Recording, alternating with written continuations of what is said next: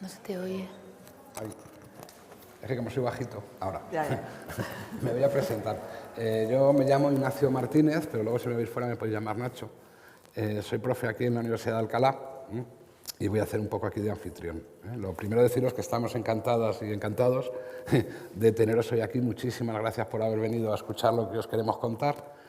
Y antes de seguir, quiero que sepáis que estáis en un lugar especialmente histórico, para que luego lo podáis contar en casa. Un lugar único en el mundo.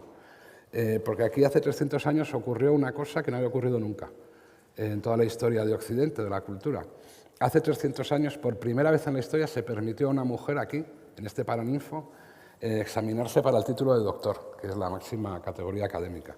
La mujer se llama María Isidra de Guzmán, está ahí el nombre, y por supuesto aprobó arrasando. Fue un clamor el éxito de María Isidra. Entonces, es el lugar donde la primera mujer consiguió su título de doctorado porque las dejaron entonces, ¿no? Empezar a ello. No hay un lugar donde haya pasado algo como eso en todo el mundo. Bueno, venimos hoy a hablar de algo que yo creo que es interesante, cuando ya habéis pasado por todos los talleres, que ya es de yacimientos, cosas concretas, ¿no? Investigaciones concretas. Y en la Universidad de Alcalá pues tenemos la suerte y el privilegio, también nos lo curramos, de participar activamente, incluso de dirigir algunos de los yacimientos más importantes del mundo en términos de evolución humana. Y aquí tenéis a personas que, como digo, dirigen estos yacimientos o participan activamente en sus excavaciones y que amablemente han venido a contárnoslo, ¿no? Tengo a mi derecha a Marina, siempre se me olvida Marina Vegara, eso, me sale Vergara, es Vegara. Marina Vegara. Ella es investigadora del Instituto de Estudios Africanos y es miembro activo del equipo de excavación de Olduvai, que es lo que me vais a contar. Un yacimiento que, para que os hagáis una idea, se conoce como la cuna de la humanidad. Aquí, más próxima a mí, está la doctora Mercedes Conde, es profesora ayudante doctora aquí en la universidad, y entre otras cosas, pues es la que lleva la excavación de uno de los yacimientos en la Sierra de Atapuerca, que es lo que nos ha venido a contar. A mi izquierda está Belén Márquez, es la jefa de área del Museo Arqueológico Provincial, que lo tenemos aquí cerquita, y si no lo habéis visitado, yo os animo a que vayáis, porque es una maravilla. Y ella también es coordinadora de los yacimientos de Pinilla del Valle, que es una serie de yacimientos, luego nos lo va a contar, importantísimos, que tenemos en la Comunidad de Madrid y que también se pueden visitar, ¿verdad? Un poquito más allá está Javier Alcolea, profesor titular de prehistoria, ¿no? Es uno de los máximos especialistas mundiales en cuestiones de arte rupestre, esa cosa maravillosa de cuando los humanos empezamos a plasmar en las paredes las imágenes de nuestra mente, ¿no? para enseñárselas a los demás, que dirige o codirige excavaciones aquí en la provincia de Guadalajara y en concreto en una cueva que es la que nos va a hablar, maravillosa, que es la Cueva de los Casares, y un poquito más allá, Manuel Alcaraz, también es profesor titular de prehistoria, ha dirigido proyectos europeos de investigación y su especialidad es intentar saber cómo fue una gran aventura de nuestra especie, de la especie Homo sapiens, que fue el poblamiento de estas tierras de la meseta superior que hacía un frío, nos va a contar, que pelaba. Él dirige también con Javier el yacimiento de los Casares, igual que Javier dirige con él un yacimiento que se llama Peña Capón, que ya veréis es maravilloso, la historia de Peña Capón, y eso nos lo contará luego Manuel. Yo ya no me enrollo más y Marina, pues por favor, cuando quieras. Vale. Bueno, pues yo voy a hablar de los yacimientos de la garganta de Olduvai, pero antes de eso os quería preguntar si alguno o alguna los conoce o les suena el nombre o algo. No, ¿verdad? Vale. África sí, Tanzania también, eso sí. Y, por ejemplo, el cráter del Gorongoro, ¿le suena a alguno? Por los safaris, los viajes que hace allí la gente para ver a los 5 grandes. Bueno, no pasa nada. Ahora contextualizamos. Pero os pregunto esto porque los yacimientos de Olduvai están dentro del área de conservación del Gorongoro. Nos tenemos que ir al norte de África y, más concretamente, al área de conservación, como os digo. De hecho, en el camino que nosotros recorremos cuando llegamos a Tanzania, desde el aeropuerto hasta los yacimientos, tenemos que bordear el cráter, que es uno de los destinos turísticos más famosos a los que la gente va para ver a los 5 grandes. Bueno, una vez bordeamos el cráter, llegamos a la llanura del Serengeti, que es lo que tenéis ahí en la imagen, y la garganta de Olduvai son como las dos grietas que veis en la pantalla. Eso es. Y esa garganta está repleta de yacimientos arqueopaleontológicos. Y os preguntaréis, ¿por qué son importantes estos yacimientos? ¿Y a qué deben su nombre? ¿Por qué se llaman así? Bueno, pues el nombre viene de la planta que veis en la imagen, que es la que domina toda esa zona. Son oldupais, pero en una de las transcripciones que hicieron en el siglo XX, el nombre derivó a Olduvai, y así es como los conocemos hoy en día. ¿Desde cuándo conocemos estos yacimientos y desde cuándo estamos trabajando en ellos? Bueno, pues se descubrieron en 1911 y desde ese momento hasta la actualidad muchos investigadores y muchas investigadoras han pasado por ahí para intentar conocer un poquito mejor cómo eran nuestros antepasados. En concreto, en la imagen podéis ver a la familia Leakey, que es muy famosa y muy reconocida por los trabajos que a lo largo de todo el siglo XX desempeñó en estos yacimientos. Y diréis, ¿y por qué estando aquí con todas las comodidades y con todo accesible, todo cerca, os vais a Tanzania, tan lejos, en medio de la nada, donde a priori es mucho más difícil trabajar que aquí? Bueno, pues por tres cosas que hacen especiales a estos yacimientos. La primera de ellas es la cronología en la que trabajamos. Es decir, tenemos recogida la historia geológica y arqueológica de los últimos 2 millones de años.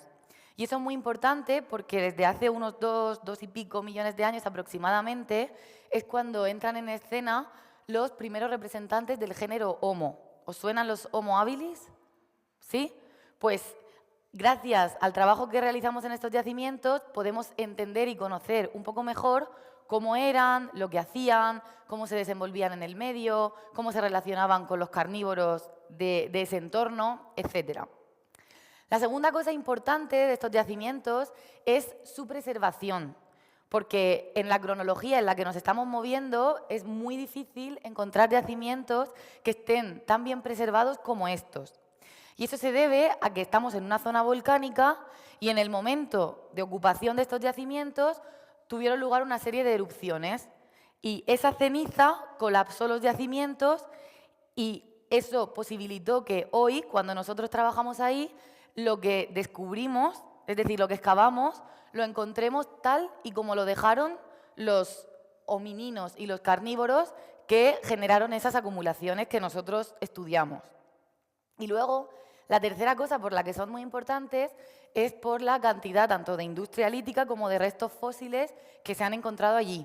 De hecho, las primeras herramientas líticas fueron descubiertas en la garganta de Olduvai, por eso se conoce con el nombre de industria oldubayense. Luego, por supuesto, fueron superadas en la antigüedad por las descubiertas en otros yacimientos, pero fue aquí, en el siglo XX, donde se encontraron esas primeras herramientas de nuestros antepasados. Y luego, por otra parte, si nos centramos en los huesos, tenemos tanto restos de fauna como restos de humanos antepasados nuestros. Y además tenemos varias especies, tenemos Homo habilis, Homo erectus, tenemos Zinjanthropus boisei, Paranthropos, ¿vale?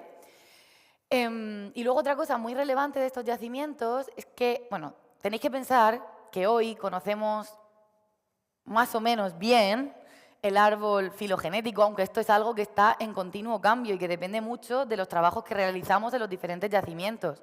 Entonces, gracias a lo que vamos realizando en los yacimientos, digamos, vamos aportando información a ese árbol. Y hoy más o menos podemos decir que conocemos bien, o más o menos bien, lo que sucedió hace 2 millones, 1 millón, medio millón de años, etc. Pero si nos vamos al siglo XX, a mitad del siglo XX, ese árbol estaba por construir y era un momento en el que estábamos intentando buscar el origen del ser humano. Y gracias al descubrimiento que tuvo lugar en 1959 en la garganta de Olduvai, la comunidad científica puso su atención en el continente africano para hablar del origen del género Homo. En 1959 se descubrió ese cráneo que veis ahí, que es un cráneo de parántropo. Entonces, al principio se pensó que quizá podría ser este nuestro antepasado, pero un año después se descubrió lo que terminaría siendo el holotipo de Homo habilis, OH7, es decir, el primer representante de nuestro linaje evolutivo. Bueno, y a raíz de ahí tuvieron lugar pues, muchos otros descubrimientos de muchos fósiles humanos. En concreto, ahí podéis ver un cráneo de otro Homo habilis o una pelvis de un Homo erectus. Y os preguntaréis, ¿cómo trabajáis allí? ¿Qué hacéis allí? ¿Dónde estáis? ¿Tenéis algo o simplemente estáis en tiendas de campaña? Bueno, pues os he hablado antes de la familia Leakey y de los trabajos que estuvieron realizando allí a lo largo de todo el siglo XX. Y a ellos no solo hay que, digamos, reconocer el trabajo científico que realizaron en ese momento, sino también las condiciones en las que lo realizaron. Porque estamos en plena sabana africana, en medio de nada y sin recursos. Así estamos nosotros. Ahora prácticamente ya no, porque hemos construido una estación científica, pero cuando mi equipo llegó allí, trabajaban en condiciones muy difíciles. Pues imaginaros en el siglo XX la familia Leakey. Como os decía, el equipo en el que yo trabajo, que es está codirigido por Manuel Domínguez Rodrigo y por Enrique Baquedano, que son también los codirectores del Instituto de Evolución en África, que está en Madrid, levantó hace unos años lo que conocemos como la Estación Científica Aguirre Mturi, que es el campamento del equipo. Y ahí pues tenemos barracones con dormitorios, tenemos un barracón principal que es donde comemos, tenemos un laboratorio que podéis ver en la imagen, que es donde albergamos los fósiles, donde los limpiamos, donde se restauran cuando hay tiempo, etc. Ese es el barracón principal, que es donde hacemos prácticamente pues, todo cuando no estamos excavando allí. Y mirad, ahí tenéis una foto del equipo en uno de los yacimientos del lecho más antiguo. Ese en concreto se llama AGS. Y es muy relevante porque, ¿os acordáis del cráneo que os he mencionado, OH5, el primero que se descubrió allí? Pues ese cráneo se descubrió en un yacimiento que se llama FLK Thing. Ese yacimiento es muy importante porque es un yacimiento que fue generado por los primeros humanos, ¿vale? No lo generaron los carnívoros, lo crearon los humanos. Ese yacimiento quedó sellado y la familia Leakey empezó a trabajar ahí en el siglo XX y eso permitió aportar mucha información de cómo vivían, de cómo se relacionaban con el medio, etc. Bueno, pues el equipo con el que yo trabajo en los últimos años ha descubierto 3 o 4 yacimientos más contemporáneos a ese otro que os digo. Eso permite que podamos abrir varias ventanas para ver qué estaba pasando en ese momento tan antiguo en la garganta de Olduvai. Y este es uno de esos yacimientos, que de hecho es uno de los que estamos trabajando ahora mismo. Y como veis, no solo es excavar y sacar huesos y piedras, sino que también hace falta intervenirlos para que puedan salir de la mejor manera posible y luego puedan ser estudiados. Mirad, ahí tenéis otro yacimiento también contemporáneo al famoso FLK Thing. Y ¿veis las chinchetas que hay en la foto de abajo? Pues todo eso son tanto herramientas líticas como huesos que se han ido descubriendo en el proceso de excavación. Y como veis, están plagados. Y eso nosotros lo desenterramos y lo estamos encontrando tal cual lo dejaron nuestros antepasados. Mirad, ahí tenéis una reconstrucción de cómo sería el ambiente en el momento en el que nuestros antepasados estaban habitando en la garganta de Olduvai. Y por último, quiero que penséis que los arqueólogos, las arqueólogas, no excavamos porque sí para guardar huesos y herramientas líticas en los museos y que luego la gente vaya a verlos. Eso sí está muy bien, porque es muy importante que todo eso llegue a la sociedad, pero sobre todo el trabajo que realizamos lo hacemos para reconstruir y conocer mejor cómo vivían las diferentes especies de homininos que fueron, digamos, ocupando los diferentes yacimientos en los que trabajamos. ¿Esto qué nos permite? Pues saber si eran cazadores, si eran carroñeros, si competían contra los grandes félidos como leones o leopardos, si por el contrario competían con génidos. Y, en definitiva, conocer un poco mejor cómo vivían y cómo eran estos primeros homininos. Y bueno, en concreto ahí tenéis un artículo, una publicación muy reciente que ha salido sobre el fósil que os he comentado, sobre OH7, que es el holotipo de Homo habilis, en el que encontramos 2 marcas de diente en la mandíbula, que son las dos fotografías que tenéis ampliadas en la imagen. Bueno, pues aplicando herramientas de inteligencia artificial y gracias a un estudio tafonómico que nos permitió, digamos, estudiar el fósil para saber qué le había pasado, pues hemos podido saber que ese fósil fue modificado por félidos, en concreto por leopardos. Y esto al final nos ha llevado a concluir a que quizá la especie Homo habilis no era digamos, no controlaba el medio tan bien como hasta hace unos meses pensábamos. ¿Vale? Entonces, si no fue Homo habilis, se abre una gran pregunta de, entonces, ¿qué especie fue? Bueno, pues ya os adelanto que en la garganta de Olduvai tenemos en el lecho más antiguo, junto a Homo habilis, otras especies representadas. Entonces, digamos que el debate se abre, nuevas preguntas se abren y digamos, con futuros trabajos de excavación y también de análisis de los fósiles, pues podremos ir resolviéndolas poco a poco. Y nada más, si tenéis alguna duda, luego lo vemos. Pues muchas gracias. A vosotros. Bueno, pues de los primeros humanos que aparecieron en África, vamos a pasar a los primeros humanos que llegaron a nuestro continente, al continente europeo. Así que, doctora Conde, cuando quieras. Muchas gracias. Bueno, yo os voy a hablar de Atapuerca. Atapuerca son un conjunto de yacimientos que están en la provincia de Burgos, como a 15 kilómetros de la ciudad de Burgos, y están en una sierra, como veis en la imagen, que es más bien una pequeña colina. Esta colina está hecha de roca caliza, que tiene la propiedad que cuando el agua se infiltra por ella se va disolviendo y acaban apareciendo grandes cavidades que son cuevas. Y todos los yacimientos de Atapuerca están en cuevas. Como os decía, es un conjunto de yacimientos que en época de excavación se excavan un total de 11 yacimientos distintos, de diferentes cronologías y con presencia humana en todos ellos. No voy a hablar de los 11, porque si no se haría esto muy largo, sino solo de 3 de ellos. Voy a empezar por la Sima del Elefante, que está en una zona que es visitable de los yacimientos de Atapuerca, así que si podéis ir a la provincia de Burgos, aprovechad para ir. El aspecto que tiene el yacimiento hasta hace 2 años era este, que veis aquí, y en este yacimiento, en 2008, aparecieron un pequeño fragmento de mandíbula de esta región central y una falange, un hueso del dedo de la mano, que en ese momento era el representante más antiguo del continente europeo del género Homo, del género al que pertenece nuestra especie. Eso que veis en la pantalla que pone Homo sp es que no se puede saber exactamente a qué especie perteneció porque hay muy pocos restos, pero sí que son del género Homo. Hace 2 años, en 2023, apareció en unos niveles inferiores otro fragmento humano también, en este caso más antiguo y de un fragmento de la cara, que se le ha asignado como Homo affinis erectus, es decir, se parece mucho a Homo erectus sin estar seguros 100% de que pertenezca a esa especie. Tanto los fósiles de Homo sp como los Homo affinis erectus estarían datados entre 1.200.000 y 1.400.000 años, siendo los representantes más antiguos del género Homo en el continente europeo. Otro de los yacimientos que también es visitable, también se puede ver, sería en la Gran Dolina el nivel TD6. Esto es una imagen de la excavación de 1992. A día de hoy ha cambiado un poco el aspecto porque llevan excavando desde entonces allí.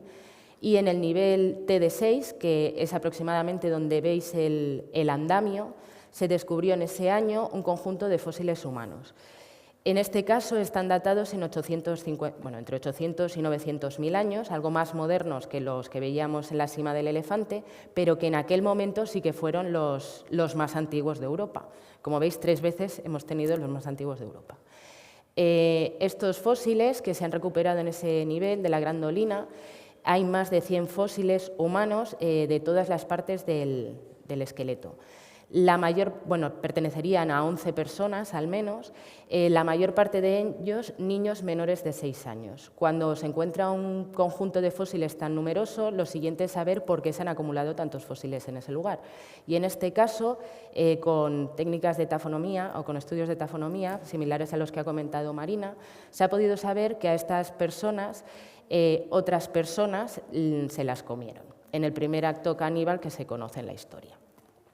También al estudiarlos detalladamente se nombró como una nueva especie, que es Homo antecessor, porque no se parecen a ninguna de las otras especies fósiles que se conocen hasta el momento. Esto sería la parte más antigua de los yacimientos de Atapuerca y luego ya pasaríamos a yacimientos que tienen en torno a 450.000 años. Hay 3 yacimientos que son de las mismas cronologías, pero yo solo os voy a contar uno de ellos, la Sima de los Huesos, porque es el yacimiento que más información nos ha dado de la gente que habitó en la Sierra de Atapuerca en esa época. La Sima de los Huesos, bueno, aquí tenéis un mapa en superficie de todos los yacimientos que hay en Atapuerca. En esta zona que os hemos puesto un círculo estarían los 2 yacimientos que acabo de comentar, la Sima del Elefante y la Grandolina, pero la Sima de los Huesos está en el interior de una red de galerías que se llama la Cueva Mayor. Para llegar a este yacimiento hay que caminar alrededor de 1 kilómetro por el interior de la cueva hasta que se llega a un conducto vertical de 13 metros de profundidad. Al pie de ese conducto vertical tenemos lo que es el yacimiento de la Sima de los Huesos. Como veis, es una cavidad muy pequeña en la que 5 personas excavando ya es una multitud. En este yacimiento, aquí tenéis una imagen de 1992, momento en que se llegó a nivel in situ de fósiles humanos. Tenéis todos los restos que se ven en esta imagen son humanos. Y hay más restos fósiles en esta imagen que en el resto de yacimientos europeos de la misma cronología juntos. Los que más destacan serían 2 cráneos muy completos, que cuando ya se sacaron del yacimiento son estos 2 de aquí. En segundo plano tenéis el cráneo número 4, que se apoda Agamenón, y en primer plano tenéis al cráneo número 5, que se llama Miguelón, que lo habéis visto en uno de los talleres. Estos 2 cráneos, si vais a ver Atapuerca, aprovechad para ir a la ciudad de Burgos, porque en el Museo de la Evolución Humana los tenéis expuestos, pero los fósiles originales. En este yacimiento se han recuperado más de 7.000 fósiles humanos que pertenecerían al menos a 29 personas, desde preadolescentes hasta un individuo mayor de unos 60 años de edad, donde la mitad son hombres y la mitad son mujeres, lo que nos permite hacer muchos estudios en el campo de la paleoantropología. Uno de ellos es que nos ha aparecido una pelvis muy completa, como veis aquí, que pertenecería a ese individuo de mayor edad. Pero no solo nos permite saber la edad del individuo, sería de un varón, y nos permite saber cómo sería el tamaño corporal de esta gente. Como veis en la imagen, el peinado no lo podemos saber, pero el tamaño de su cuerpo sí, por los restos óseos que han aparecido. Sería gente muy grande, pero no muy grande de estatura, sino muy grande de anchuras. Podemos compararlo con nuestra especie. Aquí los hemos representado con este color verde. Un individuo varón de uno de los individuos de la Sima de los Huesos mediría en promedio 1,70 m, es una estatura muy normal para nuestra especie, pero pesaría 100 kilos de peso corporal en estado, o sea, de peso ideal, 100 kilos de peso ideal. Si lo comparamos con una chica tendría una estatura de 1,60 m, que es lo que yo mido, pero su peso ideal sería de 85 kilos. Como veis, gente muy fuerte, muy grande. ¿Qué más podemos saber gracias a los fósiles de la Sima de los Huesos? Pues hemos recuperado un cráneo, este que veis aquí, de una niña que murió en torno a los 12 años de edad. Es un cráneo que ha sufrido, antes de nacer tenía 2 huesos fusionados, que no deberían de haber estado así. Entonces, cuando esta niña fue creciendo y el encéfalo le creció, el cráneo no pudo crecer armónicamente y se le deformó. Pero no solo el cráneo, también la cara. A pesar de ello, tendría una deformación en la cara visible para todos los demás, pero no fue rechazada por el grupo por ser distinta, porque sobrevivió hasta los 12 años. Y de hecho, cuando hacemos reconstrucciones en 3 dimensiones de cómo sería su encéfalo, vemos que en algunos lugares podría estar dañado. Así que, aparte de tener la cara deformada, probablemente tendría un retraso psicomotor. Y sobrevivió hasta los 12 años porque el resto de individuos del grupo la ayudó. Y la ayudó más que al resto de los niños. A este individuo lo hemos bautizado o apodado como Benjamina, que en hebreo quiere decir la más querida. También sabemos que los individuos de la Sima de los Huesos, claro, tenemos que saber por qué se han acumulado allí, y por técnicas de tafonomía se puede saber o se ha podido demostrar que sería el primer acto funerario. Esa gente llegó al yacimiento de la Sima de los Huesos porque otros individuos de su grupo les arrojaron allí una vez que ya estaban muertos. en el primer acto de cultura de la muerte, podríamos decir, que se conoce. En Atapuerca hay más restos fósiles y más yacimientos, de los cuales no voy a hablar. Bueno, perdón, antes de continuar. Seguro que en vuestros libros, o que os lo han explicado o que os lo explicarán, como que los individuos de la sima de los huesos son Homo heidelbergensis. Pero desde hace unos años se ha decidido quitarles esta asignación y a día de hoy son preneandertales. Hay más yacimientos, como os decía, en Atapuerca. 3 de ellos pertenecerían o habría evidencias de presencia de neandertales, las cuales no voy a comentar porque ahora Belén os va a hablar de un yacimiento o de unos yacimientos con neandertales, y también tenemos presencia de humanos modernos de nuestra propia especie en otros 3 yacimientos más en Atapuerca. Muchas gracias. Pues muchas gracias. Doctora Márquez, cuando gustes. Bueno. Muy bien, pues vamos a pasar, si podemos, a la Comunidad de Madrid, al norte de la Comunidad de Madrid, a una serie de yacimientos que se parecen mucho en cuanto a formación, ahí está, al norte de la Comunidad de Madrid, a la Sierra de Madrid, a una serie de yacimientos que se parecen mucho en formación a los de Atapuerca. ¿Veis donde señala la flecha? Todos esos cerros que veis al borde del embalse de Pinilla, que están en el Valle del Lozoya, los veis con muy poquita vegetación. Todos esos cerros son cerros formados en calizas del Cretácico. Por lo tanto, están llenos de cuevas. Imaginaros un queso de Gruyère, pues eso es lo que tenemos allí, un queso de Gruyère, y solamente hemos rascado un poquitín de las cuevas que están enterradas en esos cerros. El cerro que veis señalado con una flecha es el que llamamos Calvero de la Higuera. Calvero de la Higuera se llama así porque hay una higuera muy grande en la parte de arriba, y fue el primero de los yacimientos, que es el que veis abajo, que se llama Cueva del Camino actualmente. Apareció por casualidad, como mucho ocurre en arqueología, a finales de los años 70. El camino que veis en la parte de abajo es un camino del canal de Isabel II, entonces estaban de obras y tocaron una serie de rellenos que tenían fósiles. Un paleontólogo que tenía su casa en Pinilla, paseando por allí, vio los fósiles, se lo comentó a su profesor de la Complutense y estuvieron excavando una serie de años allí.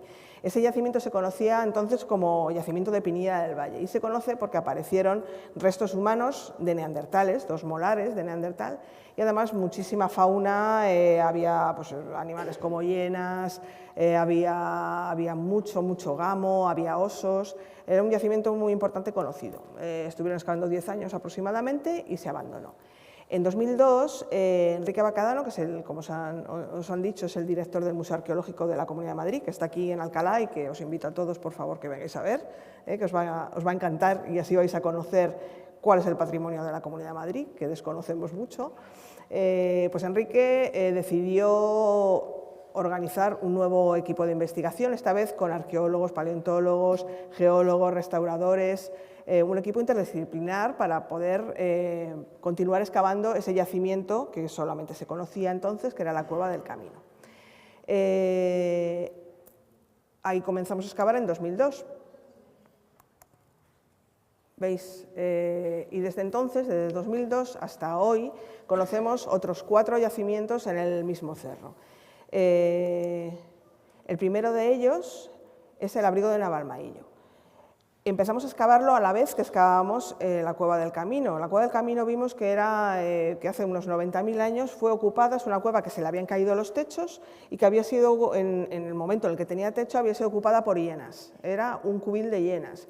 Como lo sabemos, tenemos coprolitos, que son, sabéis, las cacas fósiles de las hienas en este caso. Tenemos hienas inmaduras, que se suelen morir, muchas de ellas en las cuevas. Y luego tenemos animales que habían sido masticados por esas hienas, y habían sido arrastrados allí. Y tenemos todas las marcas de dientes y ese ruido tan característico de las hienas. Pero el abrigo de Navalmaillo, os tenéis que imaginar, veis que hay una cornisa a la izquierda, os tenéis que imaginar que volaba mucho más.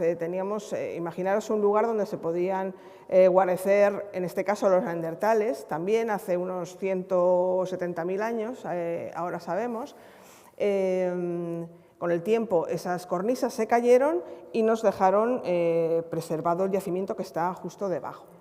¿Qué aparece en el abrigo de Navalmaillo? Pues aparecen, por ejemplo, las herramientas que utilizaron esos neandertales, unas herramientas que fabricaban, habéis visto ahora, por ejemplo, en siles, que es un material pues, que se talla muy bien, pero en cuarzo, en cuarcita, pero sobre todo en cuarzo, que es un material muy abundante en el entorno. Es un material muy difícil de tallar, pero estos neandertales eran muy capaces de hacerlo y fabricaron herramientas que son herramientas versátiles, quiere decir que funcionan un poquito para todo, pero realmente vemos que funcionan muy bien y las utilizan con mucha frecuencia.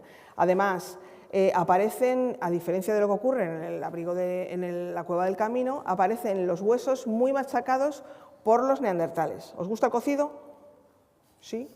¿Os gusta el tuétano de los huesos del cocido? Pues a los neandertales les encantaban los huesos del cocido, ¿eh? Es un material ahí que les daba mucha energía, con mucha grasa, y entonces, bueno, pues todos los huesos del abrigo de Navalmaillo están machacados por piedras y esas flechas marcan las marcas de corte de las que dejaban las herramientas que utilizaban ellos para descuartizar los animales que traían a su campamento. Además, también sabemos que hacían hogueras, porque aparecen los fuegos, aparecen los huesos quemados, las marcas de fuego. ¿Veis estas imágenes que os enseñamos con mucha frecuencia, en las que interpretamos qué es lo que ha ocurrido en los yacimientos? Todo lo que nosotros decimos siempre tiene un porqué. En el caso de esta imagen del abrigo de Navalmaillo, sabemos que había rinoceronte, veis esos dos neandertales a la izquierda con una cabeza de rinoceronte, bueno, pues nos han aparecido dientes de rinoceronte en el abrigo de Navalmaillo.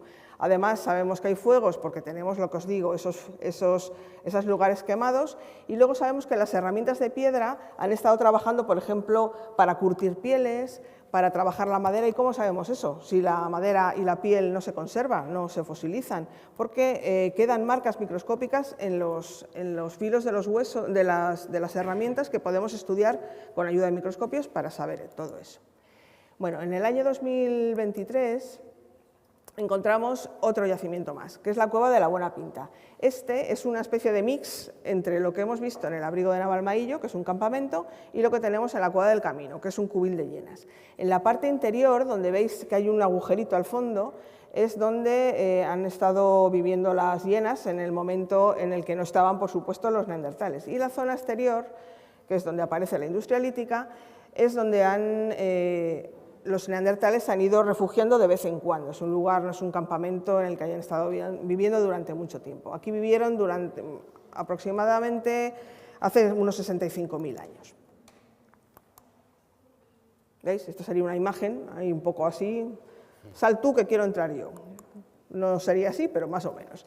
Al lado de la Cueva de la Buena Pinta y junto al abrigo de Navalmaillo nos aparece otro pequeño yacimiento, así por sorpresa, porque casi no había espacio, que es Cueva Chica.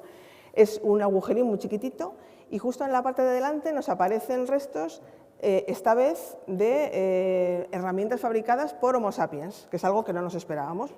Casi todo lo que tenemos aquí son neandertales y de pronto tenemos estas piezas que veis que os han enseñado en los talleres de aquí al lado, son herramientas ya, han tallado talla laminar, son herramientas muy finitas, muy largas, es una forma de tallar muy distinta a la de los neandertales. Es un yacimiento que todavía estamos empezando a excavar y pensamos que se ocupó durante muy poquito tiempo, hace unos 25.000 años.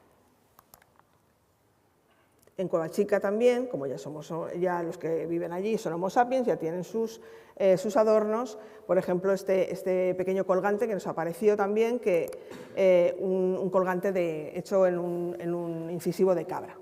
Y la Cueva Descubierta os quería hablar de ella porque es un yacimiento muy especial. No es un campamento, no es un cubil de hienas, no en todas partes, porque una zona de la Cueva Descubierta sí lo es. Apareció en 2009, la encontramos también prospectando. Veis en la foto aérea que veis a la derecha, veis que es una galería muy larga y también, al igual que el resto, les falta el techo. Veis a la izquierda, la foto de arriba de la izquierda, veis que estaba llena de bloques, se ven las paredes y todo relleno de bloques, y el primer año que comenzamos a excavar, en 2009, veíamos que nos aparecía mucho cráneo y mucho cuerno. ¿Veis? Donde está la escala, abajo, hay un pequeño cuerno. Además, aparecían muchos bloques de piedra, como veis, no sé si os fijáis uno redondito que hay en la figura de la izquierda, que diréis, pues es una piedra del campo, ¿eh? Es un gneiss, esa roca es un gneiss. Las rocas que dentro de estas cuevas, si la roca no es caliza, que es lo que puede entrar naturalmente porque se caen los techos y tal, si no es caliza, es un cuarzo, es un gneiss, es un granito, todo eso ha sido aportado por los homininos. No ha pasado por ninguna zona donde hay esos materiales, entonces sabemos que aunque no estén trabajados, son materiales que han transportado, en este caso, los neandertales. ¿Qué es eso? Es una especie, es un yunque, es un lugar donde han trabajado una serie de cosas que os voy a enseñar ahora mismo. ¿Cómo vamos? Aquí veis una serie de percutores, de núcleos, de herramientas que son muy características de neandertales y que nos están apareciendo en Cueva Descubierta. Bueno, pues lo que os decía. Desde 2009 hasta 2018, que hemos acabado de excavar la zona principal de este yacimiento, nos aparecen solamente cráneos de animales con cuerno y con asta. Este que veis aquí es un rinoceronte. Es un rinoceronte que, como veis, que nos gusta tanto llamar a los fósiles de alguna manera, este le hemos llamado Rosendo. Por Rosendo Mercado, nuestro querido roquero, que seguramente ninguno conoce, pero que deberíais escuchar porque está muy bien, y le dedicamos este fósil de rino. También hay bisontes, ¿eh? Aquí sí que conservamos los cuernos, uros y ciervos. ¿Por qué nos extraña esto? Nos extraña esto porque tenía que existir, había caballos. Sabemos que en la época en la que vivieron aquí, que es hace unos 50.000 años, había caballos, pero no hay ningún animal que no tenga cuernos, ¿eh? Entonces, por eso no están los caballos aquí. Además, nos dábamos cuenta de que todos esos animales habían estado preparados de la misma manera. No teníamos mandíbulas, tampoco teníamos los maxilares. Solamente entraba lo que es el frontal y los cuernos y las astas. ¿Conocéis algún cazador? ¿Alguno de vosotros? ¿Tenéis pueblo? ¿Habéis visto cómo en las casas de los pueblos muchas veces te cuelgan de las paredes los cráneos de los ciervos que han cazado? Bueno, pues esto es lo que nos hemos estado encontrando durante años aquí y decimos, ¿pero esto qué es? O sea, los neandertales, ¿qué es lo que están haciendo aquí? Desde luego viviendo, no estaban viviendo, ya voy acabando. Hemos visto que no hay ninguna otra explicación más que fuera un lugar en el que hicieran algún tipo de ritual relacionado con la caza, ¿eh? Y esa es nuestra interpretación. Hemos visto que no hay ningún yacimiento en el mundo en el que encontremos algo parecido, por eso lo hemos podido publicar en la revista Nature, que es la portada que veis aquí. Y bueno, pues seguimos excavando en Pinilla del Valle. Es muy interesante que tengamos un montón de cuevas y cada una de ellas tenga un modelo de ocupación completamente distinto. Entonces, bueno, pues nos está pintando un panorama de los neandertales mucho más complicado o más complejo de lo que se pensaba que era, y pues una foto de esta zona de la Comunidad de Madrid o el centro de la península desde el Pleistoceno medio desde hace unos 500.000 años, hacia los 20.000 años, pues bueno, pues cómo ha evolucionado el paisaje y los homininos en todo ese tiempo. Perdonadme, porque me he liado mucho. Muchas gracias. Pues muchas gracias. Y ahora el doctor Alcolea nos va a contar las maravillas de la Cueva de los Casares. Buenos días. Sí, yo voy a, si empieza la presentación, yo voy a hablar de un yacimiento un poco diferente a lo que hemos visto hasta ahora. Se trata de un yacimiento en el que estamos trabajando tanto el doctor Alcaraz como yo desde hace 10 años, que es un yacimiento que podríamos llamar clásico. Cuando hablo de un yacimiento clásico, es un yacimiento que se conoce desde hace mucho tiempo, es el de conocimiento más temprano de todos los que hemos visto ahora, se descubrió a inicios del siglo pasado, ha tenido varios proyectos de investigación y en realidad nuestros trabajos en esta cueva tienen una justificación a la que voy a pasar rápidamente para evitar extenderme mucho, que tienen que ver con los proyectos de investigación que llevamos en el área de prehistoria desde hace prácticamente 30 años. Y más concretamente con la documentación del primer poblamiento de nuestra especie en el interior de la península ibérica. Bien, durante mucho tiempo los Casares, que se encuentra aquí en la provincia de Guadalajara, concretamente en la zona del Alto Tajo, en la zona del Ducado de Medinaceli, es una gran caverna que tiene unos 300 metros de desarrollo, que se localiza en el valle fluvial del río Linares, que es un afluente del Tajo, un afluente de la margen norte del Tajo, dominando toda la vega fluvial. Es un lugar estratégico que evidentemente no pasó desapercibido para los habitantes de la prehistoria. Ahí vemos en esa fotografía panorámica cómo se ve la cueva desde el camino de acceso a la misma, muy cercana a la localidad de Ribadesea-Elices, en la provincia de Guadalajara. Vemos la boca de la cueva y encima de ella una atalaya medieval, una atalaya de época islámica. Lo que nos indica esto, es una característica muy propia de la cueva, es que este es un lugar muy conocido y un lugar que significaba una especie de atractor en el terreno para los grupos humanos que vivieron en la zona. Grupos humanos que la ocuparon desde hace mucho tiempo. Bien. ¿Por qué nosotros fuimos a trabajar en los Casares? Ya he dicho que era una cueva conocida, en la cueva había habido proyectos de investigación, se conocía que era uno de los pocos documentos que tenían arte cuaternario, el arte de las paredes, el arte de la época de Altamira en el interior de la península. Se conocía también que tenía un yacimiento antiguo con industrias propias del hombre neandertal, lo que habéis visto en los talleres, las industrias musterienses.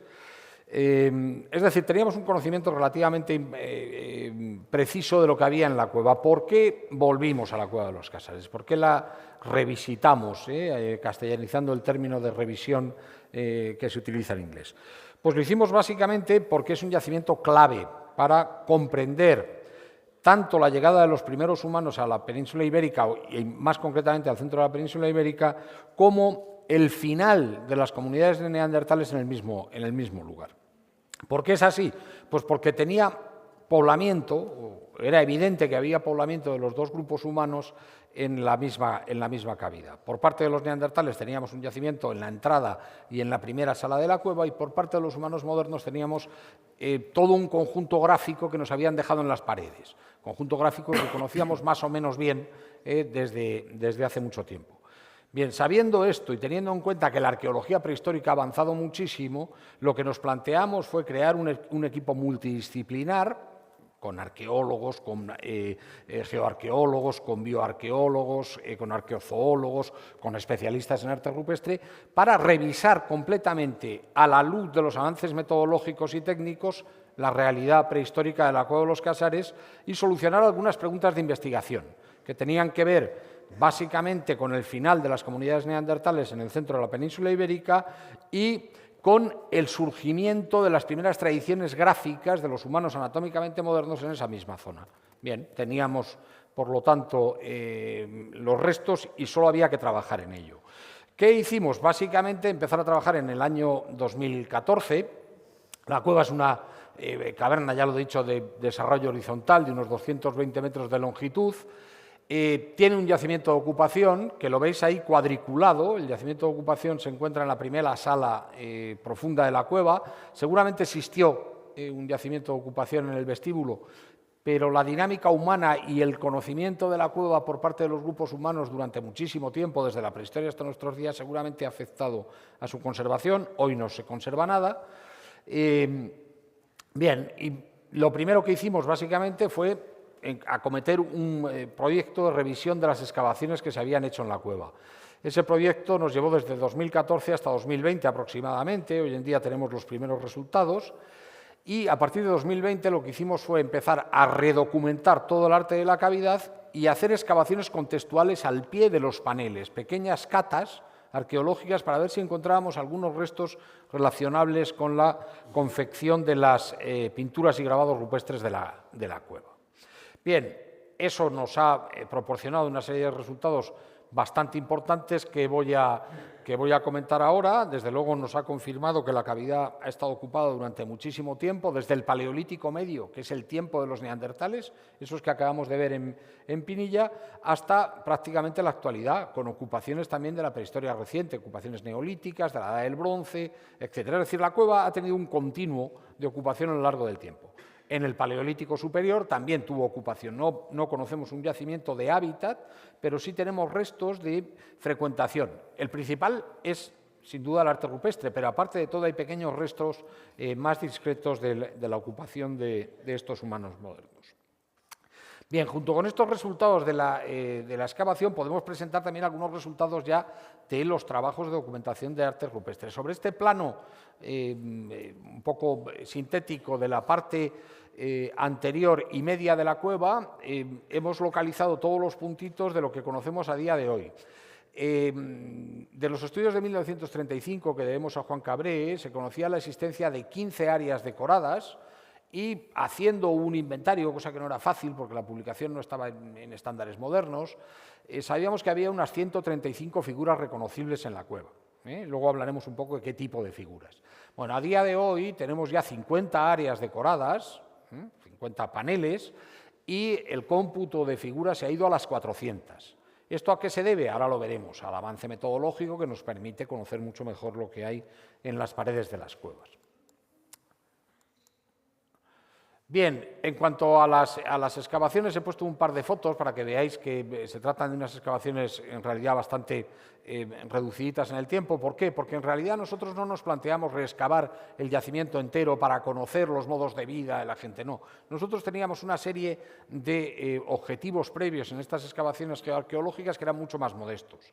El primero era intentar acotar en el tiempo la ocupación neandertal. Nosotros sabíamos que los neandertales habían estado en la cueva, pero como la excavación fue en 1966 y no había posibilidades de datación, o esas posibilidades eran muy escasas, en realidad lo que hicimos fue refrescar la excavación antigua e intentar conseguir algunos elementos para su datación posterior y situar la ocupación. Bueno, hemos tenido suerte y en realidad hemos podido datar esa ocupación y hoy sabemos, además, cosa que es muy importante, que es posiblemente la última ocupación documentada en el centro de la península ibérica de grupos neandertales, con una fecha, vamos a dejarla en torno a 45.000 años antes del presente. A partir de ahí no conocemos ya comunidades en esta zona, comunidades de neandertales, lo cual es muy importante para uno de los debates más enconados que hay en la prehistoria actual, que es el de la desaparición de los neandertales europeos y su sustitución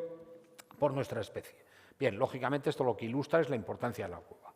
Por otra parte, hemos hecho otras pequeñas excavaciones, que son las excavaciones contextuales.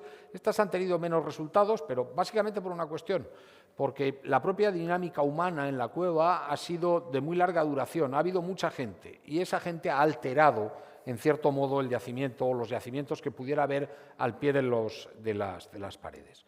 Bueno, aquí podemos ver algunos de los restos arqueológicos que hemos recuperado. Teníamos unos objetivos concretos, pero no por eso dejamos de recuperar los restos que aparecen en nuestras catas, que irían desde una colección lítica bastante discreta, la cueva fue ocupada pero no tiene una ocupación muy densa, de materiales como los que habéis visto en los talleres, materiales de tipología musteriense, de lo que se llama también modo 3, hasta cerámicas de la prehistoria reciente. Ahí he puesto un recipiente con decoración incisa. Hay cerámicas que llegan a ser incluso hasta época islámica. Bien, aparte de estas labores de excavación, tenemos una segunda labor muy importante, que es la de la documentación del conjunto gráfico prehistórico de la cavidad, que es el conjunto que le daba fama. En realidad, Los Casares es conocido internacionalmente por tener un conjunto de grabados de época cuaternaria muy interesante y bastante desconocido. ¿Por qué era bastante desconocido? Porque el estudio de Juan Cabré, del que he comentado antes, que teníamos 100 y pico figuras censadas, se realizó bajo unos parámetros metodológicos y técnicos que desde luego no son los actuales. Para documentar arte rupestre en la actualidad se utilizan metodologías muy avanzadas, metodologías de iluminación, metodologías como las que vemos en la fotografía que tenéis en las pantallas, que es un láser escáner que está escaneando para replicar virtualmente lo que hay en las paredes posteriormente en gabinete, evitando el trabajo continuado en la cueva que puede dañar estas manifestaciones. Bueno, en eso estamos todavía, no hemos terminado, tenemos muchos resultados, pero estamos todavía. ¿Y qué es lo que hay en las paredes de Los Casares? ¿Por qué es importante? Pues es importante porque es prueba del primer lenguaje gráfico que conocemos de la humanidad, complejo, que está en las paredes. Y ese lenguaje gráfico, en realidad, que nos remitiría a los referentes clásicos de la Escolla Altamira, que seguramente conocéis o habéis visto, pues se expresa a través de tres significantes diferentes, que son básicamente las figuras de animales. Las figuras de animales de Los Casares son bastante difíciles de ver, no están pintadas en su mayoría, están grabadas. y en realidad nos remiten a la fauna de la época. Lo que tenéis ahí, en la parte de arriba tenéis el grabado y en la parte de abajo la lectura de ese grabado, es una representación del león de las cavernas. El león de las cavernas es fauna extinta. ¿Por qué es fauna extinta? Pues porque evidentemente responde al modelo de lo que los primitivos pobladores o los primeros hacedores de este conjunto simbólico tenían en su entorno. En los casares no solo tenemos león de las cavernas representado, tenemos rinoceronte lanudo, tenemos glotón, que es una fauna emigrada ahora a latitudes árticas, tenemos reno, que es otra fauna emigrada. En realidad ilustra las condiciones climáticas de las que luego va a hablar el profesor Alcaraz cuando hable del yacimiento de Peñacapón, que reinaban en esta zona de Europa durante la época de los primeros humanos anatómicamente modernos, que es la época de las últimas glaciaciones, concretamente el último gran periodo glaciar soportado por estas poblaciones. Junto a ello se van a representar también humanos, figuras humanas. El arte paleolítico, el arte cuaternario, no es muy prolijo o no es muy abundante en estas representaciones, pero las tiene, y las tiene siempre con las mismas características. Ahí veis el grabado, si yo le pongo el calco encima, si sale, veis una figura que está de pie, con los brazos hacia adelante, con una pierna animalizada, en realidad es una pata de caballo. Bueno, es una forma de representar a lo humano que en el Paleolítico estaba bastante extendida en el suroeste de Europa.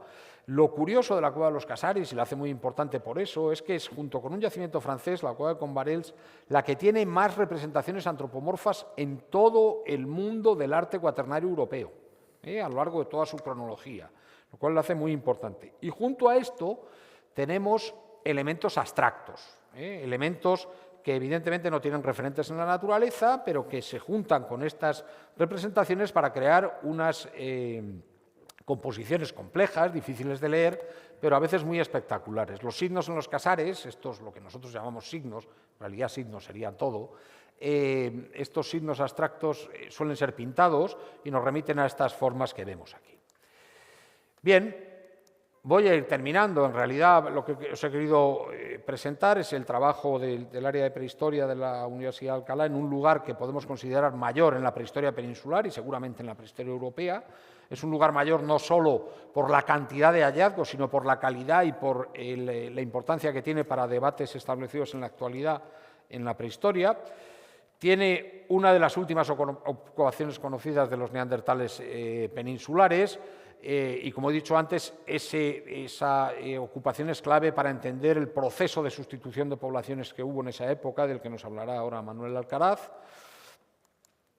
Y además ha sido una cavidad que se ha utilizado como soporte gráfico a lo largo de prácticamente toda la prehistoria, con un conjunto muy importante de arte paleolítico. Hay otros elementos un poquito más modernos, pero el verdaderamente importante, el que verdaderamente le da realce es el conjunto paleolítico, que además empieza a tener ya una cierta valoración cronológica porque hemos podido datar algunos motivos y nos indican que esta actividad comenzó antes de hace 30.000 años, lo que le pone en relación seguramente con las primeras poblaciones de humanos modernos en esta zona de la península. Y nada más, muchas gracias.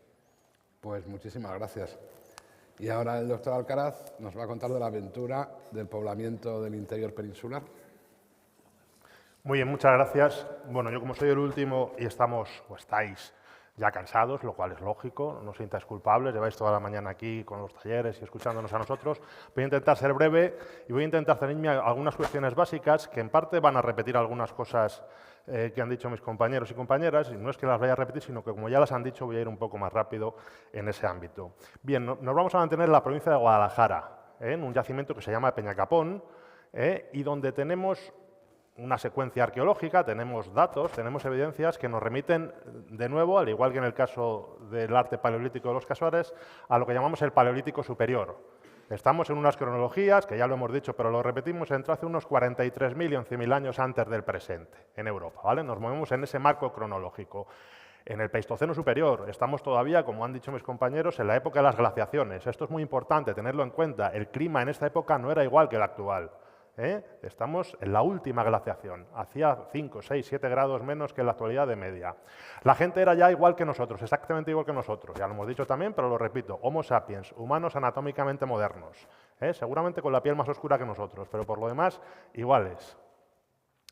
Ya decíamos que nos encontramos en la provincia de Guadalajara, en este caso ya muy cerquita, en el valle del río Sorbe, lo ves ahí en las imágenes. Peñacapón se encuentra en dicho valle, que veis en la parte derecha, en el otro lado está el valle del Jarama. Aquí vemos otra imagen de dicho valle, señalando el yacimiento de Peñacapón con esa flecha roja. Si conocéis la zona, en la Sierra Norte de Guadalajara, ahí tenéis el Pico Cejón, que es el pico más alto de esta parte de la sierra, en unos 2000 metros, y Peñacapón nos encontramos, no es la sierra todavía, pero está muy alto, a unos 868 metros sobre el nivel del mar. Aquí vemos una imagen del propio yacimiento donde vemos ya qué es Peñacapón. Peñacapón no es más que un abrigo rocoso. ¿Qué es un abrigo? Un abrigo es una oquedad que se produce en las calizas, en las donomías, que no llega a ser una cueva. Permite el abrigo de las comunidades humanas, de hecho por eso la llamamos abrigo, pero no llega a ser una cueva, no es muy profunda. En el caso de Peñacapón, de hecho, es un abrigo, pero es casi más una pared. Peñacapón es eso que se ve al final, toda esa pared que vemos allí, que lo vamos a ver incluso mejor en esta otra fotografía que vemos en esta imagen, en la parte de la derecha, lo que es la fotografía, vemos una imagen del mismo sitio, solo que desde arriba y desde la otra zona. Pero yo creo que podéis entender bien que estamos viendo de nuevo esa pared, vista desde arriba, y lo que está señalando la flecha en este caso, y esto es importante, aunque ya lo han comentado mis compañeras, eso es el yacimiento. Esa acumulación de tierra que veis ahí, eso es lo que llamamos un depósito sedimentario, es decir, tierra acumulada en parte por el río y en parte por la propia disolución de la caliza, que ha permitido que se acumule ahí un sedimento que a su vez, y esto es muy importante que lo entendamos, ha sepultado los restos arqueológicos. Bueno, en esa época no eran restos arqueológicos, eran las cosas que utilizaba la gente, las industrias líticas que tallaban, que luego utilizaban para hacer puntas para cazar, los restos de la fauna que consumían, que nosotros hoy en día llamamos material arqueológico, para ellos y ellas evidentemente eran sus cosas de la vida diaria. Pero lo importante, como os decía, es entender que ese depósito sedimentario, que se debe a un proceso geológico que sobre todo tiene que ver con el depósito de los ríos, ha permitido que esos restos materiales se conserven. ¿Vale? Porque esto no siempre ocurre. Muchos de los yacimientos de la historia de la humanidad se han perdido para siempre. ¿Por qué? Porque no ha habido un proceso geológico que ha permitido su conservación. En este caso, en el caso de los abrigos, de las cuevas sobre todo, pues se dan estos procesos y es lo que nos permite a los arqueólogos y a los paleontólogos poder estudiarlos. Bien, otra imagen, de nuevo, ahí tenéis la pared, que veis ya esa cierta oquedad, es un abrigo muy poco profundo, veis de nuevo todo ese depósito sedimentario, y ya nos veis a nosotros allí trabajando, ¿vale? Es importante tener en cuenta que Peñacapón está, como ya habréis podido observar, aunque yo no lo haya mencionado, está en un pantano, en el pantano de Beleña. De hecho, si vais al servicio ahora mismo, el agua que sale viene exactamente de ese pantano. Y aquí, si vivís en Alcalá, como viviréis la mayoría, o todos y todas, pues también el agua viene de ahí, ¿vale? Y ese pantano, si os fijáis en esa línea blanca en la pared, cubre totalmente el yacimiento la mayor parte del tiempo. Eso provoca que a nosotros, comentaba Marina siempre que lo dice, nos podíamos quedar aquí con todas las comodidades en vez de irnos a África. Bueno, ven a Peñacapón un día y me dice si es muy cómodo. No sé si más que Tanzania o no, pero bueno, excavar en Peñacapón tiene una cierta peculiaridad, pero eso es lo que nos gusta también a los arqueólogos, y nosotros siempre os animamos a los estudiantes a que vengáis a las excavaciones, que estudiéis, por supuesto, prehistoria, arqueología, paleontología, etcétera, y que pues, os adentréis en esta aventura con nosotros, que no siempre es cómoda, pero siempre es divertida y apasionante. Voy a mostrar muy rápidamente algunas imágenes de las excavaciones. Nos veis ahí nosotros excavando, documentando con fotografías, láser escáner, etcétera. Veis las catas donde nosotros excavamos, una con forma de zanja. La documentación fotográfica es del profesor Arcolea, de hecho, haciendo fotografía en un sondeo del yacimiento. Y esta es una imagen que a mí me gusta mucho porque nos muestra el aspecto general que tiene un yacimiento de este tipo. Un yacimiento del Paleolítico Superior o del Paleolítico en general, que ya hemos visto parecido a los de Pinilla. Estos, como son gentes ya del Paleolítico Superior, son un poquito más perdonadme la broma, más civilizados. Hacen cosas ya un poquito más elaboradas, tienen un comportamiento simbólico más elaborado, pero bueno, lo que vemos ahí es, como digo, nosotros hemos ido excavando, hemos ido rebajando el suelo de manera progresiva y veis pues, los restos de fauna, de industria lítica, muy parecido a lo que hemos visto hasta entonces, mezclados con todos esos bloques, esas piedras, que no es más que bloques caídos de la pared, que es lo que solemos encontrar en este tipo de yacimientos. Aquí hay algunas imágenes de detalle. ¿A alguien se le ocurre qué es eso negro que se ve en las dos imágenes de arriba? ¿Es lo mismo o lo que he visto de más cerca? ¿Eso qué podéis, cómo interpretamos eso? Esa acumulación de cosa negra, de tierra negra. Son los restos de un fuego, de un hogar. Es una hoguera, si os fijáis, vosotros seguramente ya no hacéis esas cosas, pero cuando yo era pequeño hacíamos fuego, hacíamos fogatas que llamábamos hogueras, pues esto es lo mismo. Ahí lo tenéis, lo que tenéis es el carbón, los restos de carbón de hace 25.000 años, porque ahí se estuvo quemando algo de manera recurrente y nosotros podemos documentarlo en los yacimientos arqueológicos. ¿Qué es lo que más encontramos en este yacimiento? Puntas de proyectil ligero, lanzadas con propulsor, que seguramente habéis lanzado, no con arco. Aquí el arco todavía no está documentado, está documentado el propulsor, que insisto, seguramente lo habéis usado en los talleres. Pues bien, ahí tenéis otra imagen que también me gusta mucho enseñar, porque veis esa punta tal cual, así muy negra, en la imagen de arriba a la izquierda, que es como la encontramos, luego lavada allí mismo y luego ya la punta fotografiada y vista por sus distintas caras en el laboratorio. Bien, pues esto nos da una idea del tipo de yacimiento ante el que estamos. Peñacapón es un sitio donde los grupos humanos, que eran cazadores-recolectores, que eran nómadas, todavía no tenían agricultura, ganadería, sino que su economía se basaba en la caza y la recolección, como todos los que hemos comentado aquí. Todavía no había llegado el Neolítico. Pues bien, lo que tenemos aquí son los instrumentos de la caza. Tenemos más de 100 piezas de este tipo, puntas de proyectil. Tenemos también estas hogaras que nos dicen que no solo estaban cazando allí y se iban, sino que también vivían allí durante una temporada corta, seguramente. No solo hay puntas de proyectil fabricadas en piedra, también hay puntas de proyectil fabricadas en astas de ciervo, como esa que tenemos allí. Ahí no hay 4 piezas, hay solo una, solo que vista en distintas caras, ¿vale? Eso alargado que tenéis ahí es lo que llamamos una punta de azagaya, que está hecho sobre un asta de ciervo, luego la pulen y la dan forma y se utiliza también para armar los proyectiles ligeros que igualmente se lanzan con los propulsores. Otra imagen que también me gusta mucho mostrar, porque aunque hoy en día huimos de esta imagen del siglo XIX, de que los arqueólogos buscamos las piezas y la pieza es importante en sí misma, hoy en día estudiamos los paisajes, los contextos generales, pero las piezas también nos gustan mucho y son bonitas. Y esta es una imagen muy bonita en sí misma porque estos son estudiantes que vienen a excavar con nosotros y cuando sale una pieza de este tipo y el que la encuentra o la que la encuentra, pues siempre se lleva una sorpresa, pues están todos ahí como adorando y esto no es más que una punta de azagaya parecida a la que hemos visto antes. Esta está entera, aunque está rota, pero una vez en la imagen de la derecha tenéis de nuevo en distintas vistas esa punta de azagaya que apareció y que fue tan celebrada en la excavación, la tenéis ya restaurada. Bien, y para terminar, os he mostrado el yacimiento, pero ahora rápidamente os voy a mostrar por qué es importante este yacimiento. Aquí ya se ha dicho que los arqueólogos y los paleontólogos no excavamos porque sí, para encontrar cosas. Ya hay muchísimas puntas como esta en Europa, miles. No, excavamos para conocer cosas, para investigar problemas que hay en el conocimiento de las sociedades del pasado.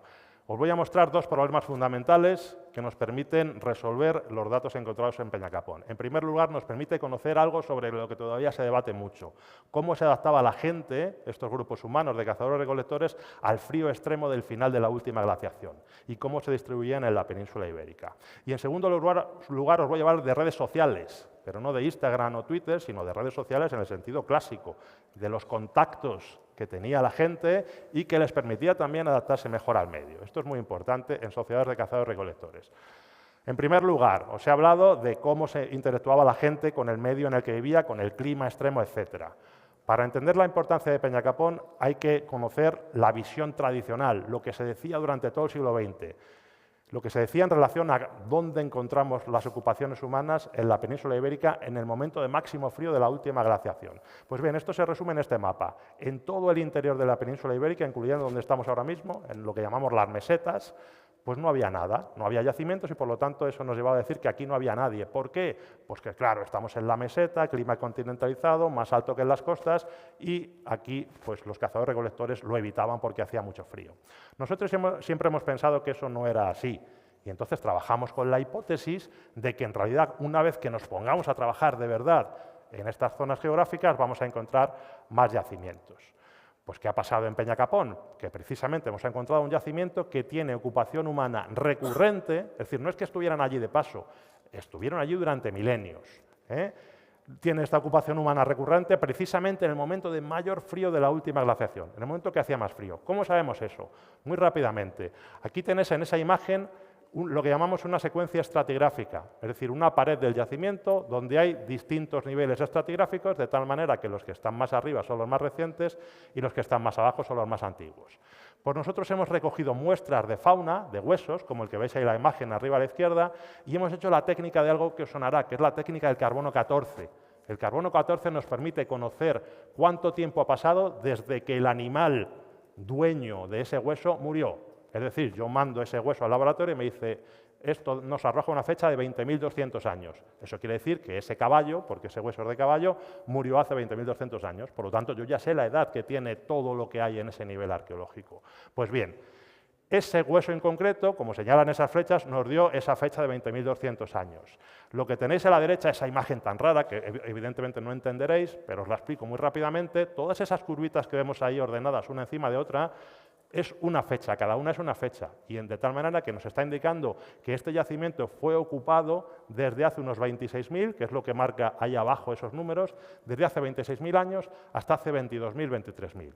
Pues bien, sabemos, porque tenemos evidencias de cómo era el clima en estas cronologías, que precisamente esa época en la que había ocupación en Peñacapón, como decía antes, es el momento de mayor frío de toda la última glaciación. Por lo tanto, esa idea clásica que nos decía que el centro de la península ibérica era evitado por los cazadores-recolectores porque hacía demasiado frío y claro, ¿cómo iban a estar aquí? Pues sabemos que en realidad no es cierta y entonces aportamos un conocimiento que es relevante para entender mejor el pasado prehistórico. Y el segundo problema que os quería mostrar es esto que os he mencionado antes de las redes sociales, tiene que ver con el conocimiento de cómo interactuaba la gente que vivía en Peñacapón con otros grupos humanos en regiones muy alejadas. ¿Cómo podemos saber esto? Lo sabemos a través del análisis de la procedencia de las materias primas líticas, es decir, de dónde cogieron ese siles en concreto que tallaron en el yacimiento y utilizaron. No es lo mismo que ese siles lo cojan de un afloramiento natural, porque eso existe en la naturaleza, no lo fabrican ellos y ellas. No es lo mismo que lo recojan al lado del yacimiento que ese siles provenga de 200, 300 o 500 kilómetros. Eso nos indica que esa gente o bien se ha movido 200, 300 kilómetros para recoger ese siles porque les gusta mucho, o bien que tuvieron contacto con gente que vivía en 200, 300 o 500 kilómetros. Pues bien, ¿qué ha pasado en Peñacapón? Esa pieza en concreto que veíamos en la imagen anterior nos llamó la atención desde el principio, porque es muy parecida a otras que existen en el suroeste francés. Y aquí en la península ibérica no hay nada similar. Por lo tanto, lo que hicimos fueron análisis geoquímicos para conocer exactamente la composición de esas piezas y en ese sentido confirmaron que efectivamente esa pieza que veis ahí viene de 700 kilómetros. Esto es un bombazo, por así decirlo, porque no conocíamos una distancia tan larga entre el origen de una pieza y luego dónde la abandonaron los grupos humanos. Por lo tanto, como decía antes, esto nos informa no de que estos grupos humanos que vivían en Peñacapón se fueron 700 kilómetros más allá a recoger este siles, eso no tiene ningún sentido, porque tienen siles incluso mucho mejores, mucho más cercanos. Por lo tanto, nosotros interpretamos que eso tiene que ver con el establecimiento de redes sociales a muy larga distancia que nos informan de que estos grupos humanos mantenían esos contactos en esas amplias extensiones de terreno. Y con esto acabamos. Muchas gracias. Pues, muchísimas gracias.